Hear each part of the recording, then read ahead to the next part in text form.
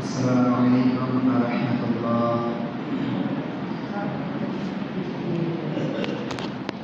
إن الحمد لله نحمده ونستعينه ونستغفره ونؤمن به ونتوكل عليه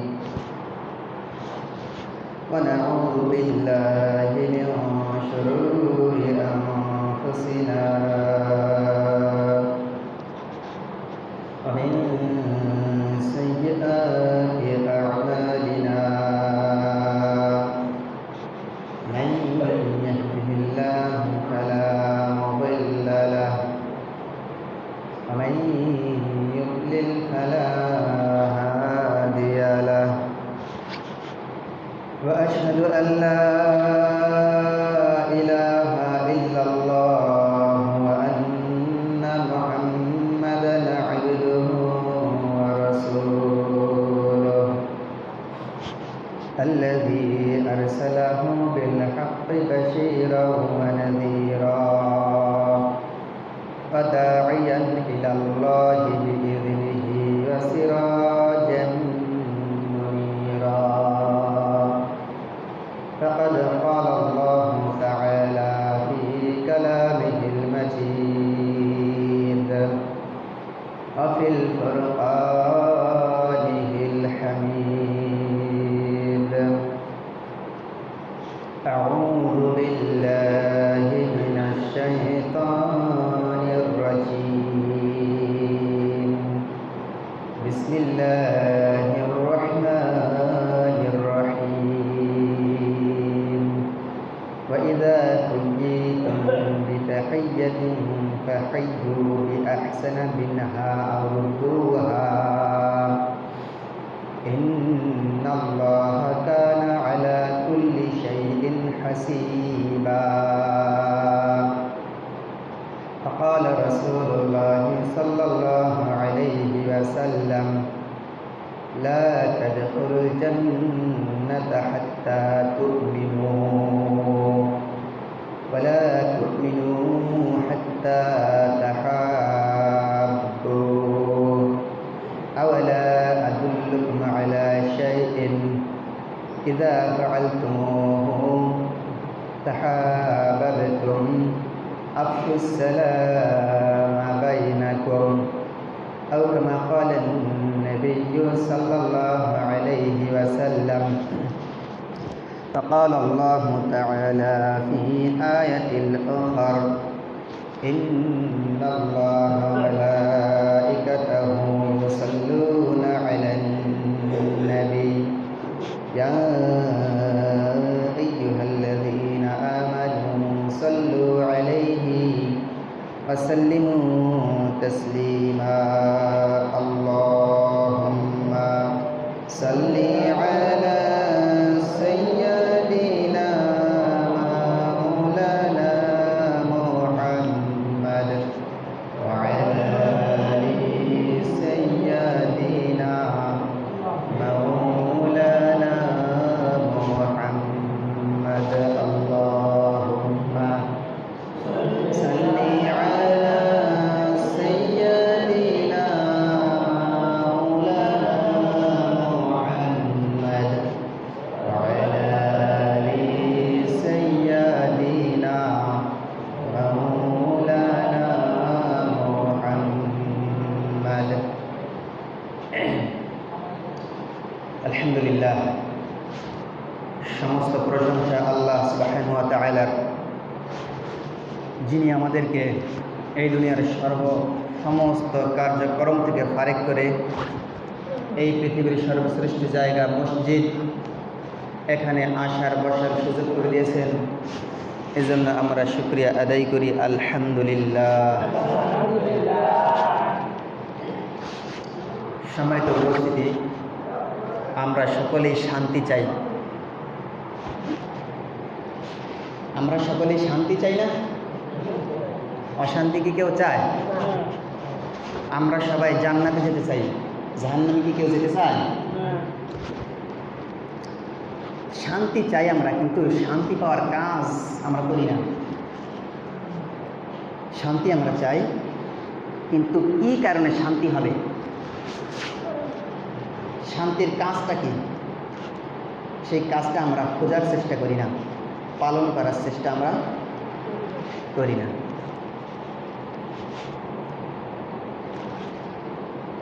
সালামত, শান্তি,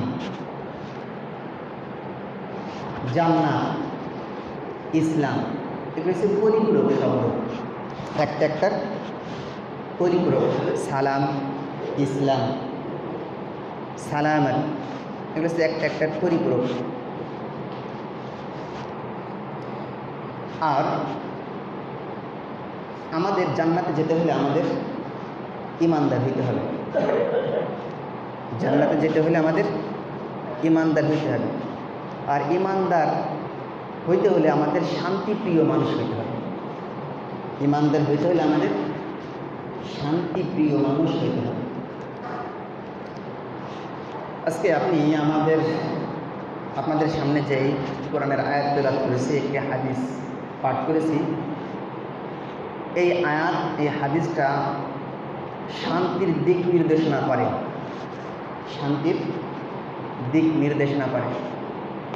একটি নির্দেশ এখানে আছে।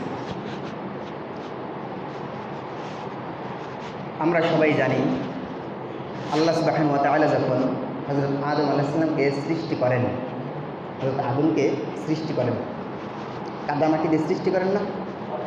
ভূপৃষ্ঠের বিভিন্ন অঞ্চলে সাদা মাটি, কালো মাটি, লাল মাটি, সব ধরনের মাটি দিয়ে আদমের একটা দেহ কাঠামো সৃষ্টি করেন আল্লাহ। ওই কাঠামোটাকে শুকালেন, এরপরে সেখানে রূহ দিয়ে দিলেন। যখন আদম আলাইহিস সালামের জীবন হলো, তখন আল্লাহ সুবহানাহু ওয়া তাআলা সর্বপ্রথম আদমকে একটা কথা শিক্ষা দিয়েছিলেন। সেই কথাটা কি আমরা জানি? আল্লাহ সুবহানাহু ওয়া তাআলা যখন আদমকে সৃষ্টি করলেন, আদমকে রূহ দিলেন, আল্লাহ সুবহানাহু ওয়া তাআলা আদমকে নির্দেশ করলেন, ও আদম, তুমি যাও, ওখানে কিছু ফেরেশতা বসা আছে, ফেরেশতাদেরকে সর্বপ্রথম তুমি সালাম দাও। কি দাও? সালাম। তাহলে আদমকে সর্বপ্রথম আল্লাহ যে নির্দেশ করলেন, সেই নির্দেশটা হচ্ছে সালামের নির্দেশ। আল্লাহ সুবহানাহু ওয়া তাআলা আদমকে বলেন, আদম, তুমি ফেরেশতাদেরকে সালাম করো। ওই ফেরেশতারা প্রতি উত্তরে যেই কথা বলবে, এটাই তোমার সন্তানদের অভ্যর্থনা, অভিবাদনের সিস্টেম। আদম সন্তানের সাথে দেখা হলে সর্বপ্রথম কি বলে অভিবাদন করতে হবে? সালাম। সালাম দিয়ে অভিবাদন করতে হবে। সালাম দেওয়া গুরুত্বপূর্ণ একটি ইবাদত। কেমন ইবাদত? মহান একটি ইবাদত। একবার আল্লাহ রাসূল সাল্লাল্লাহু আলাইহি ওয়াসাল্লাম বসা, হযরত জিবরাইল আলাইহিস সালাম আল্লাহর রাসূলের কাছে বসা আছেন। হযরতে খাদিজাতুল কুবরা রাদিয়াল্লাহু তাআলা আনহা আল্লাহর রাসূলের জন্য খাবার নিয়ে আসতেছেন। খাদিজা রাদিয়াল্লাহু তাআলা আনহা যখন আল্লাহর রাসূলকে খাবার দেওয়ার জন্য আসছেন, হযরত জিবরাইল আলাইহিস সালাম আল্লাহর রাসূলকে বলেন, ইয়া রাসূলুল্লাহ, যখন খাদিজা রাদিয়াল্লাহু তাআলা আনহা আসবেন, তখন আপনি খাদিজা রাদিয়াল্লাহু তাআলা আনহাকে একটা সংবাদ দিবেন। কি সংবাদ? আপনি সংবাদ দিবেন, আল্লাহর পক্ষ থেকে খাদিজার প্রতি সালাম, এবং আমি জিবরাইলের পক্ষ থেকে খাদিজাকে সালাম। আল্লাহর উপরে বড় কেউ আর কেউ আছে? আল্লাহর উপরে মর্যাদা সম্পন্ন কি কেউ আর আছে? কোথায় আল্লাহ, কোথায় খাদিজা? আল্লাহর সাথে খাদিজার কোনো তুলনা হয়? তুলনা করলে ইমান থাকবে? কল্পনা করলে ইমান থাকবে? থাকবে না। আল্লাহ স্বয়ং খাদিজাকে সালাম করছেন। সালামের গুরুত্বটা বুঝাইলেন, উম্মাদেরকে বুঝাইলেন গুরুত্ব। সালাম অত্যন্ত গুরুত্বপূর্ণ একটি জিনিস। সালাম অত্যন্ত গুরুত্বপূর্ণ একটা জিনিস। হযরত আব্দুল্লাহ ইবনে সালাম রাদিয়াল্লাহু তাআলা আনহু বলেন, আমি যখন ইহুদিদের পণ্ডিত ছিলাম, হযরত আব্দুল্লাহ ইবনে সালাম রাদিয়াল্লাহু তাআলা আনহু ইহুদিদের পণ্ডিত, ইহুদিদের ধর্মগুরু ছিলেন আব্দুল্লাহ ইবনে সালাম রাদিয়াল্লাহু তাআলা আনহু, আব্দুল্লাহ ইবনে সালাম রাদিয়াল্লাহু তাআলা আনহু বলেন, আল্লাহ রাসূল সাল্লাল্লাহু আলাইহি ওয়াসাল্লাম যখন মক্কা থেকে মদিনায় হিজরত করলেন, মদিনায় এসে আল্লাহ রাসূল পৌঁছলেন। সকলে আল্লাহ রাসূলকে দেখার জন্য উপস্থিত হয়েছে। আমিও আল্লাহ রাসূলকে সাল্লাল্লাহু আলাইহি ওয়াসাল্লামকে দেখার জন্য উপস্থিত হইলাম। আল্লাহ রাসূল সাল্লাল্লাহু আলাইহি ওয়াসাল্লাম ভাষণের জন্য প্রস্তুতি নিলেন। আল্লাহ রাসূল ভাষণের জন্য দাঁড়াইলেন। আমি আল্লাহ রাসূল সাল্লাল্লাহু আলাইহি ওয়াসাল্লামের চেহারা মোবারকের দিকে তাকাইলাম। আমি একজন ইহুদি পণ্ডিত। আমি আল্লাহ রাসূল সাল্লাল্লাহু আলাইহি ওয়াসাল্লামের চেহারার দিকে তাকিয়ে আমি মনে করলাম, এই ব্যক্তি কখনোই মিথ্যাবাদী হইতে পারে না। সকলেই বলে একজন মিথ্যাবাদী নবী এসেছে, নবীর দাবিদার। আমি ইহুদি ধর্মের পণ্ডিত হইয়া আমার কাছে মনে হইল এই ব্যক্তি কখনো এই মিথ্যা বলতে পারে না। এটা মনে মনে ভাবতেছে, আল্লাহ রাসূলের চেহারার দিকে তাকিয়ে আছি। আল্লাহ রাসূল সাল্লাল্লাহু আলাইহি ওয়াসাল্লাম সর্বপ্রথম ভাষণে বললেন আফশুস সালাম বাইনাকুম। মদিনায় গিয়া সর্বপ্রথম ভাষণ দিলেন, ও উম্মতেরা, আফশুস সালাম বাইনাকুম, তোমরা একে অপরের পরস্পরের প্রতি সালামের প্রচলন ব্যাপকভাবে ঘটাও।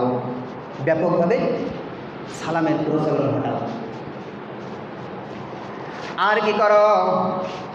আত্মীয়তার সম্পর্ক মজবুত করো। ওয়াসিলাতুর রাহিম, রক্তের আত্মীয়তার সম্পর্ক দৃঢ় করো। ওয়াসাল্লু ওয়ান্নাসু নিয়াম, আর মানুষ যখন ঘুমিয়ে যাবে, নিস্তব্ধ হয়ে যাবে, তখন তোমরা তাহাজ্জুদের নামাজ পড়ো। 1 নম্বর কাজ করো, ব্যাপকভাবে সালামের প্রচলন ঘটাও। 2 নম্বর কাজ করো, আত্মীয়তার সম্পর্ক দৃঢ় করো, রক্তের আত্মীয়তার সম্পর্ক মজবুত করো। 3 নম্বর কাজ করবা, মানুষ যখন ঘুমিয়ে যাবে তখন তোমরা তাহাজ্জুদের নামাজ পড়বা। এই 3টা কাজ যখন তোমরা করতে পারবা, তাদখুলুল জান্নাতা মা'আস সালাম, তখন তোমরা নিরাপদে জান্নাতে প্রবেশ করতে পারবা। হযরত আব্দুল্লাহ ইবনে সালাম রাদিয়াল্লাহু তাআলা আনহু বলেন, আল্লাহ রাসূল সাল্লাল্লাহু আলাইহি ওয়াসাল্লাম যখন মদিনায় গেলেন, মদিনায় গিয়ে সর্বপ্রথম ভাষণটা করলেন, ও আমার উম্মতেরা, তোমরা সালামের ব্যাপক প্রচলন ঘটাও, রক্তের আত্মীয়তার সম্পর্ককে দৃঢ় করো, আর মানুষ যখন ঘুমিয়ে যাবে তখন তোমরা তাহাজ্জুদের নামাজ পড়াও। এই 3টে কাজ যখন তোমরা করতে পারবা, তাদখুলুল জান্নাতা মা'আস সালাম, নিরাপদে শান্তিতে তোমরা জান্নাতে পৌঁছতে পারবে। সুবহানাল্লাহ। তাহলে সালামের ইবাদতটা তো অত্যন্ত গুরুত্বপূর্ণ একটি ইবাদত। আমরা সকলেই জান্নাতে যেতে চাই না? কিন্তু ঈমান ছাড়া জান্নাতে যাওয়া সম্ভব না। ঈমান না আনলে জান্নাতে যাওয়া কি সম্ভব না। আল্লাহ রাসূল সাল্লাল্লাহু আলাইহি ওয়াসাল্লাম সাহাবীদের উদ্দেশ্য করে বলেন, লা তাদখুলুল জান্নাতা, তোমরা কখনোই জান্নাতে যেতে পারবে না।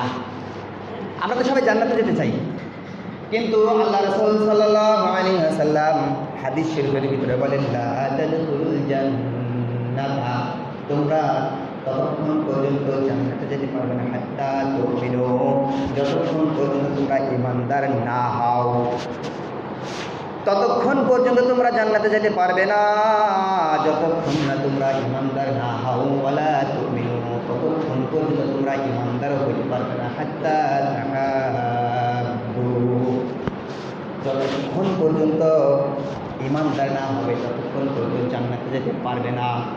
আর ততক্ষণ পর্যন্ত ঈমানদার হইতে পারবে না যতক্ষণ পর্যন্ত মুসলমান একে অপরের প্রতি ভালোবাসা মোহাব্বত পয়দা না হবে। আওয়ালা আদুল্লুকুম আলা শাইইন, আমি কি তোমাদের এমন একটা জিনিস শিক্ষা দিব না, ইযা ফাআলতুমুহু, যখন তোমরা সেই কাজ করবে, তাহাবাবতুম, তখন তোমাদের একে অপরের প্রতি ভালোবাসা মোহাব্বত বৃদ্ধি পাবে। সেই কাজটা হচ্ছে আফশুস সালাম বাইনাকুম, সেই কাজটা হচ্ছে একে অপরের প্রতি সালামের ব্যাপক প্রচলন ঘটাও। তাহলে হাদিস থেকে কি শিখলাম? ইমানদার না হলে জান্নাতে যাওয়া যাবে না। ইমানদার না হলে জান্নাতে যাওয়া যাবে না। আর আমি নিজে যত বড় ইমানদার দাবি করি, মুসলমান পরস্পর ভাইকে ভালোবাসা যখন আমার অন্তরে না হবে, ততক্ষণ পর্যন্ত আমি পরিপূর্ণ ইমানদার হইতে পারব না। আর আল্লাহ রসুল বলেন, আমি কি তোমাদের এমন একটি আমল শিক্ষা দিব যে আমল তোমাদের একে অপরের প্রতি ভালোবাসা মহব্বত বৃদ্ধি পাবে? কি সেই আমল? সেই আমলটা হচ্ছে আফসুস সালামা বাইনাকুম, একে অপরের প্রতি সালামের ব্যাপক প্রচলন ঘটা। সালাম যত আমরা দিব তত মহব্বত বৃদ্ধি পাবে, যত মহব্বত বৃদ্ধি পাবে তত ইমান আমার বৃদ্ধি পাবে। যখন ওই পরিপূর্ণ পাক্কা মজবুত ইমানদার হব, আমি জান্নাতে চলে যাব। তার মানে ইমানদার, পরিপূর্ণ ইমানদার জান্নাতে হইতে হলে মূল শর্ত, মূল বীজ আল্লাহ রাসূল শিখাই দিলেন সালাম। মূল বীজ কি? সালাম। একে অপরের প্রতি যত বেশি সালাম আপনি দিবেন, তত বেশি মহব্বত সৃষ্টি হবে। যত বেশি মহব্বত মুমিনের প্রতি বৃদ্ধি পাবে, তত বেশি পাক্কা ইমানদার আপনি হবেন। যখন আপনি পাক্কা ইমানদার হয়ে যাবেন, তখন আপনি জান্নাত যেতে পারবেন। তাহলে গোড়ার কথা হয়েছে সালাম দিতে হবে। গোড়ার কথা কি? গোড়ার কথা আমরা সালামই শিক্ষা পাই। আল্লাহ রাসূল সাল্লাল্লাহু আলাইহি ওয়াসাল্লামকে একজন সাহাবী বলেন, ইয়া রাসূলুল্লাহ, ইসলামের ফরজ ওয়াজিব এই বিধানের মধ্যে সর্বোত্তম কাজ কি? আল্লাহ রাসূলকে জিজ্ঞাসা করেন, ইয়া রাসূলুল্লাহ, ফরজ ওয়াজিব বিধানের পরে সর্বোত্তম কাজ কোনটা আমাকে একটু জানাইয়া দেন। আল্লাহ রাসূল সাল্লাল্লাহু আলাইহি ওয়াসাল্লাম বলেন, তুতঈমুত তাআমা ওয়া তাকরাউস সালামা আলা মান আরাফতা মা লাম তা'রিফ।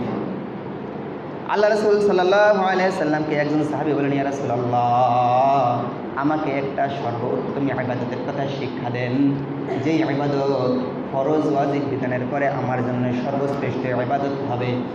আল্লাহ রাসূল সাল্লাল্লাহু আলাইহি ওয়াসাল্লাম সাহাবীকে শিক্ষা দিলেন, তুতঈমুত তাআম, তুমি বেশি অন্যকে খাবার খাওয়াও, বেশি বেশি অপরকে খাবার খাওয়াও, বেশি বেশি অপরকে খাবার খাওয়াও উত্তম কাজ। আর বেশি বেশি মানুষকে সালাম দাও, যাকে তুমি চেনো আর যাকে তুমি না চেনো, পরিচিত অপরিচিত সবাইকে সালাম দেবা। তাহলে আল্লাহ রাসূল শিক্ষা দিলেন সর্বোত্তম আমল হচ্ছে মানুষকে খাবার খাওয়ানো, আর একটি আমল হচ্ছে মানুষদেরকে সালাম দেওয়া। বেশি বেশি যে সালাম দেয় সে আল্লাহর বেশি প্রিয়। মনে করেন আমরা এখানে দুইজন মানুষের ভিতরে আল্লাহর কাছে বেশি প্রিয় কিরা? বেশি প্রিয় কে? বেশি প্রিয় যে আগে সালাম দেবে সেই হচ্ছে আল্লাহর কাছে বেশি প্রিয়। যে আগে সালাম দেয় সে অহংকার থেকে মুক্ত, যে আগে সালাম দেয় সে আল্লাহর কাছে সবচেয়ে বেশি প্রিয়। সালাম মানুষকে দিতে হবে, বেশি করে দিতে হবে, ব্যাপক প্রচলন ঘটাইতে হবে। সাহাবায়ে কেরামরা বলেন, আল্লাহ রাসূল সাল্লাল্লাহু আলাইহি ওয়াসাল্লাম আমাদেরকে এত বেশি সালাম শিক্ষা দিয়েছেন, সালাম দিছি একটি গাছ, একটি দেওয়াল আড়াল হয়েছে, আবার দেখা হয়েছে, আবার সালাম দিয়েছেন, আবার দেখা হয়েছে, আবার সালাম দিয়েছেন। আল্লাহ রাসূল সাল্লাল্লাহু আলাইহি ওয়াসাল্লাম বলা একজন ব্যক্তি আল্লাহ রাসূলকে সালাম দেন, আসসালামু আলাইকুম।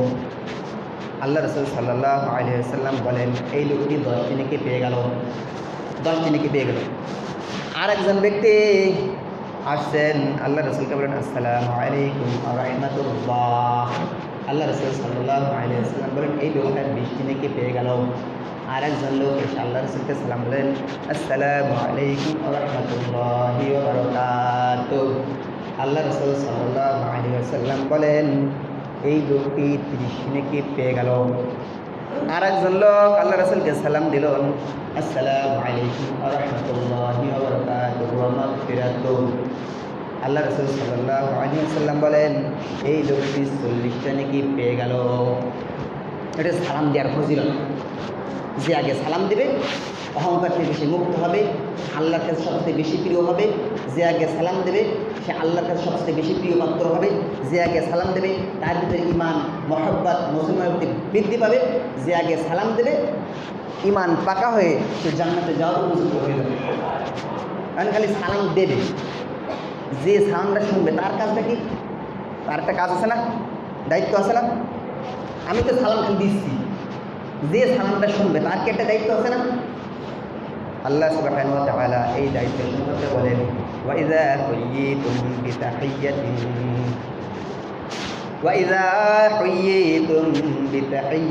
ফাহাইয়ু বিআহসানা মিনহা আও রুদ্দুহা।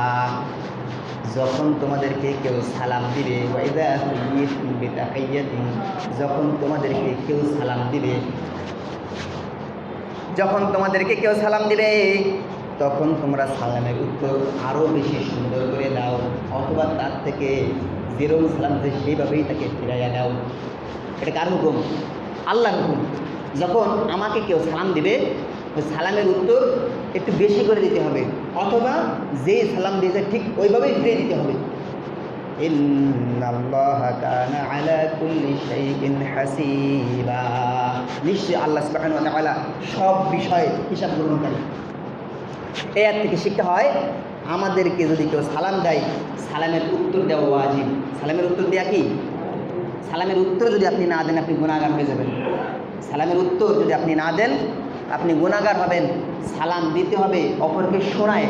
আপনি মনে মনে সালাম দিয়ে বসে থাকলেন, আপনি যাকে সালাম দিলেন সে শুনলো না, হবে না।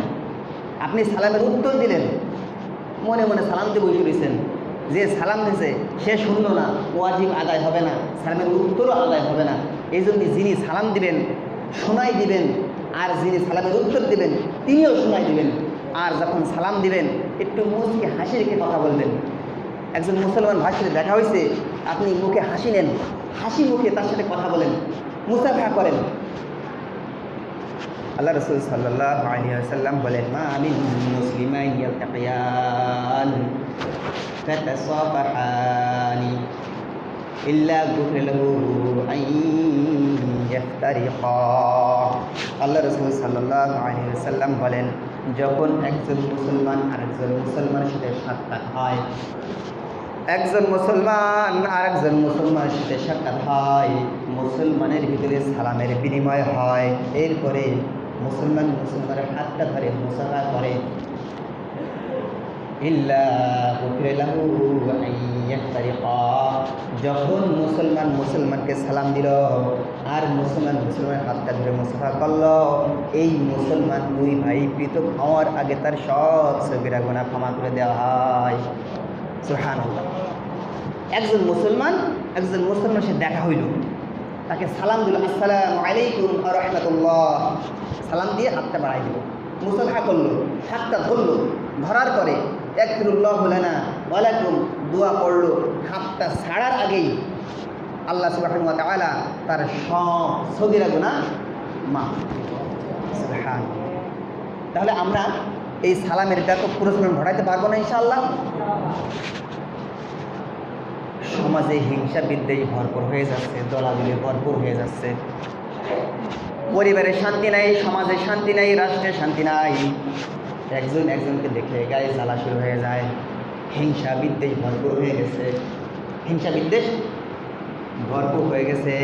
একজন একজনকে দেখতে পারে না, একজন একজনের উন্নয়ন দেখতে পারে না। একজন বড় হয়ে গেছে আর একজন দেখে তার গায়ে জ্বলে, ও বড় হয়ে গেল। আর একজন বিপদের মধ্যে পড়েছে, মনের ভিতরে ফালাফালি সৃষ্টি হয়ে গেল, কি সুন্দর কাজ যাই না হয়েছে। এগুলো সম্পূর্ণ হিংসা। আল্লাহ রাসূল সাল্লাল্লাহু আলাইহি ওয়াসাল্লাম বলেন, ইয়াকুম ওয়াল হাসাদা, তোমরা হিংসা বিদ্বেষ থেকে দূরে থাকো।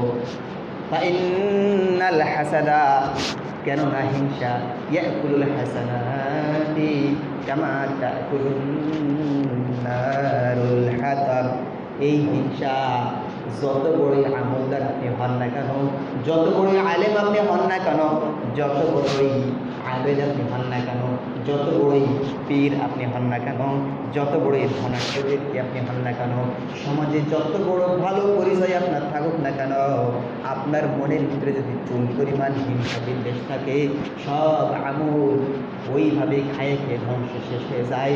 যেরকম কাঠ খড়ি পুড়তে পুড়তে ছাই হয়ে যায়। একটা কাঠ খড়ি, শুকনা কাঠ বাস এক জায়গায় রয়েছে, সেখানে আগুন ধরে গেল, আগুন ধরে গেলে ছাই ছাড়া কিছুই থাকলো না। একজন পাক্কা ইমানদার বুজুর্গ আল্লাহওয়ালা পীর বড় তার মনের ভিতরে হিংসার লেশ মাত্রা রয়েছে, বিদ্বেষের লেশ মাত্রা রয়েছে। আল্লাহ রাসূল সাল্লাল্লাহু আলাইহি ওয়াসাল্লাম বলেন, ওই হিংসা ওই সব আমল খাইয়ে খাইয়ে ধ্বংস করে সাফ করে ফেলে। কীরকম সাফ করে? যেই রকমভাবে মানুষের কাঠ খড়ি আগুন লাগাই দিলে পুড়িয়ে ছাই হয়ে যায়, ওই আবেদের, ওই পীর সাহেবের, ওই বুজুর্গের আমল পুড়িয়ে ছাই ধ্বংস হয়ে যায়, কিছুই আর থাকে না। এই হিংসা দূর করার অস্ত্র কি? আমার ভিতরে হিংসা আছে, দূর করার অস্ত্র নেই। এই হিংসা দূর করার অস্ত্র হচ্ছে সালাম। এই হিংসা দূর করার অস্ত্র কি? সালাম। আপনি যদি মনে করেন আমার একজন ভাই, তার সাথে আমার একটু হিংসা লাগে, তার বিপদ দেখলে আমার একটু খুশি খুশি লাগে, সে শৌর্য বীর্য বেড়ে গেছে, সে ভালো পর্যায়ে চলে গেছে, আমার মনে একটু জ্বালা যন্ত্রণা হচ্ছে, ও লোকটা এত বড় হয়ে গেল, এত সম্মান তারে করে, এত বড় সে হয়ে গেল, তার এত ব্যবসা এত লাভ হয়ে গেল, এই যে কিছু আপনি করবেন না, কিছু করার দরকার নেই, তারা মারবেনও না, গাইলেও না, খাপড়াবেনও না, কারণ সে পোট চাইলেও পারলেন না, মনের মধ্যে খারাপ খারাপ ভাব, মনের মধ্যে জ্বালা, মনের মধ্যে একটু ব্যথা, এত মানুষ ধুইয়ে ওর উন্নয়ন ভালো কেন? এই যে আপনার মনে মনে মনে মনে একটু খারাপ খারাপ লাগা ভাব, এটার নাম হচ্ছে হিংসা বিদ্বেষ। এটার নামই এই হিংসা বিদ্বেষ। আমার আপনার ভিতরে যদি থাকে, আমল করছেন সব ছাই পুড়ে শেষ হয়ে যাচ্ছে, আমল করতেছেন যতই করতেছেন পুড়ে সব ছাই হয়ে যাচ্ছে। এই যে হিংসা দূর করার মাধ্যম হচ্ছে সালাম। এই হিংসা দূর করার মাধ্যম কি? আল্লাহ রাসূল সাল্লাল্লাহু আলাইহি ওয়াসাল্লাম বলেন যে যে ব্যক্তি আগে সালাম দেয় সে হিংসা থেকে মুক্ত। যে ব্যক্তি আগে সালাম দেয় সে হিংসা থেকে মুক্ত। আমার সাথে আপনার একটা হিংসা বিদ্বেষ হয়েছে, আমার কাজ কি ওই হিংসা পুষে রাখা? হিংসা পুষে রাখলে কোনো কাজ হবে না, আমল কোনো কাজে আসবে না। হিংসা যদি পুষে থাকেন, পুষে আপনি যদি রাখেন, আপনি মনে করেন কিটা, আমি তো এত বড় আল্লাহওয়ালা, আমি তো এত বড় হুজুর, ওর সাথে আমার একটু হিংসা থাকলে বা সমস্যাই বা কি? সমস্যা সব শেষ হয়ে যাচ্ছে, আপনার পুড়িয়ে পুড়িয়ে সব শেষ হয়ে যাচ্ছে। এই হিংসা দূর করার জন্যে, এই হিংসা থেকে বাঁচার জন্যে, পরিত্রাণ পাওয়ার জন্যে 1 নম্বর অস্ত্র হচ্ছে সালাম দেওয়া। 1 নম্বর অস্ত্র কি? আল্লাহ রাসূল সাল্লাল্লাহু আলাইহি ওয়াসাল্লাম বলেন যে ব্যক্তি আগে সালাম দেয় সে হিংসা থেকে মুক্ত। যার প্রতি আপনার একটু বিদ্বেষ ভাব, একটু মনোমালিন্য ভাব, তাকে আগে আগে সালাম দেন। সালাম দেন, সালাম দিয়েও যদি কোনো কাজ না হয়, তারপরে আল্লাহর কাছে তার জন্য নাম ধরে দোয়া করেন, আল্লাহ ওই ভাইয়ের প্রতি আমার একটু হিংসা কাজ করতেছে, একটু বিদ্বেষ কাজ করতেছে, আল্লাহ আমাকেও ক্ষমা করেন, তাকেও ক্ষমা করেন, আমাদের ভিতরে সব হিংসা বিদ্বেষ তুমি দূর করে রাখো। তার মানে এই যে ভয়ঙ্কর পাপ থেকে বাঁচার অস্ত্র কোনটা? সালাম। ভয়ঙ্কর পাপ থেকে বাঁচার অস্ত্র কি? একে অপরের যত বেশি সালাম দিব তত বেশি আমি হিংসা থেকে বেঁচে থাকলাম। হিংসা যে কত বড় খারাপ জিনিস কল্পনা করা যায় না। তাহলে হিংসা থেকে বাঁচার অস্ত্র হয়েছে সালাম দেওয়া। পাক্কা মুমিন হওয়ার অস্ত্র হয়েছে সালাম দেওয়া। পরিবারে শান্তি প্রতিষ্ঠার অস্ত্র হচ্ছে সালাম দেওয়া। সমাজে রাষ্ট্রে শান্তি প্রতিষ্ঠার অস্ত্র হচ্ছে সালাম দেওয়া। এই সালাম আমরা ব্যাপক পরিশ্রম ঘটাতে পারবো তো ইনশাআল্লাহ? করবো ইনশাআল্লাহ? মনে হয় ছোটো আমল, মনে হয় ছোটো আমল, আসলে ছোটো আমল না, অত্যন্ত বড় আমল।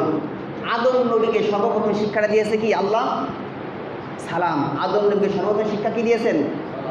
আল্লাহ রাসূল সাল্লাল্লাহু আলাইহি ওয়াসাল্লামের কাছে জিবরাইল আলাইহিস সালাম এসে সর্বপ্রথম কাজ সালাম। মিরাজে গমন করছেন, প্রত্যেকটা আসমানে সর্বপ্রথম কাজ সালাম। সব জায়গায় সালাম। আপনি ঘরে যাবেন, কারোর ঘরে যাবেন, সর্বপ্রথম কাজ কি আপনার? সালাম। সালাম না দিয়ে ঘরে ঢুকবেন, আপনি কবিরা গুনাহ হবে আপনার। সালাম না দিয়ে ঘরে ঢুকবেন, কবিরা গুনাহ হবে। সালাম আপনার দিতেই হবে। যখন কোনো মানুষ কোনো বাড়ি প্রবেশ করে তখন তাকে সালাম দিতে হবে 3 বার। আসসালামু আলাইকুম ওয়া রাহমাতুল্লাহ, আসসালামু আলাইকুম ওয়া রাহমাতুল্লাহ, আসসালামু আলাইকুম ওয়া রাহমাতুল্লাহ। 3 বার সালাম দেন, কোনো আওয়াজ না, আপনি ফিরে চলে আসেন। ঘরে ঢোকার অনুমতি আপনার নেই, আপনার সালাম দিয়েই ঢুকতে হবে। একে অপরের সাথে সাক্ষাৎ হয়েছে, আপনার সালাম দিতে হবে। সালাম কাকে কাকে দিতে হবে, কাকে কাকে না দিতে হবে, এর একটা বিধি মেলা আছে। সালাম শিখলাম, কাকে সালাম দেবো? একটা করোনারি হাইটে আছে, তাদেরকে সালাম দেওয়া যাবে না। গায়রে মাহরাম মহিলাদেরকে সালাম দিয়ে মাকরুহ। গায়রে মাহরাম মহিলাকে রাস্তাঘাটে সালাম দিয়ে মাকরুহ, কিন্তু ওই মহিলার বাড়ি যখন আপনি ঢুকবেন তখন সালাম দিয়ে ফরজ। ঘরে ঢোকার আগে সালাম দিয়ে ঢুকতে হবে। অমুসলিম তাদেরকে সালাম দেওয়া মাকরুহ, অমুসলিমদের সালাম দেওয়া যাবে না। একজন নামাজরত একজন ব্যক্তি, তাকে কি সালাম দিবেন? না। কোরআন তেলাওয়াত করতেছে, তাকে সালাম দিবেন? না। ইস্তিনজারত অবস্থায় তাকে কি সালাম দিবেন? না। ভারী ভারী কাজে ব্যস্ত, অনেক কাজে ব্যস্ত, তাকে আপনি সালাম দিবেন? না। এই কিছু কিছু ক্ষেত্রে সালাম দেওয়া মাকরুহ। আপনার পজিশন পরিস্থিতি বুঝতে হবে। সব সময় যখন তখন যাই একজন ইস্তেঞ্জা করতেছে, অনেক সেবা পুলা হন আমার, আমি ইস্তেঞ্জা করি, হুজুর আসসালামু আলাইকুম, এরকম করে। তো ওরা তো জানে না, ওরা তো ছোটো মানুষ, ওদের তো কোনো গুনাহ নাই। কিন্তু আপনি যদি করেন তাহলে তো মাকরুহ কাজ করে ফেললেন। ইস্তেঞ্জারত অবস্থায় সালাম দেওয়া মাকরুহ। কোরআন তিলাওয়াত অবস্থায় সালাম দেওয়া যাবে না। নামাজরত অবস্থায় সালাম দেওয়া যাবে না। অনেক ব্যস্ততার ভিতরে আছে, তখন তাকে সালাম দেওয়া যাবে না। একজন কাজ হারাম কাজে লিপ্ত, একজন নাচতেছে, ড্যান্স করতেছে, নাচতেছে, গান গাচ্ছে, গানের একটা অনুষ্ঠান করতেছে, সেই জায়গাতে আপনি সালাম দেবেন? না। এই কিছু কিছু ক্ষেত্রে অমুসলিম তাকেও সালাম দেওয়া মাকরুহ। এই কিছু কিছু ক্ষেত্র বাদ দিয়ে সব জায়গায় সালাম পৌঁছাতে হবে। এই কিছু কিছু ক্ষেত্র বাদ দিয়ে গায়রে মাহরাম পুরুষ নারী, গায়রে মাহরাম নারী, গায়রে মাহরাম পুরুষকে সালাম দেওয়া মাকরুহ।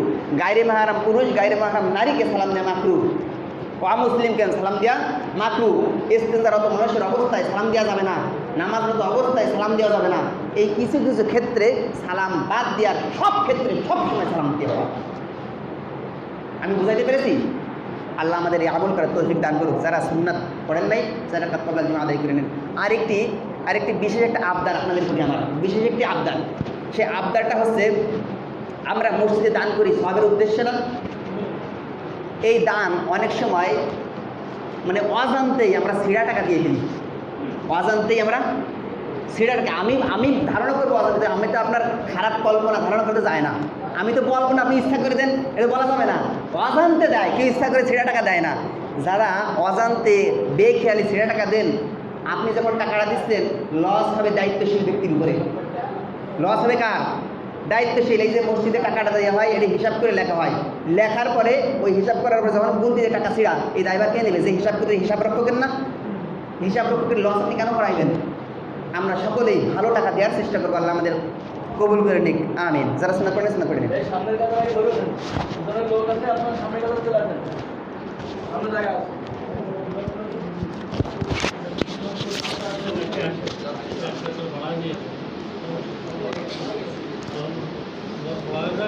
ভাড়া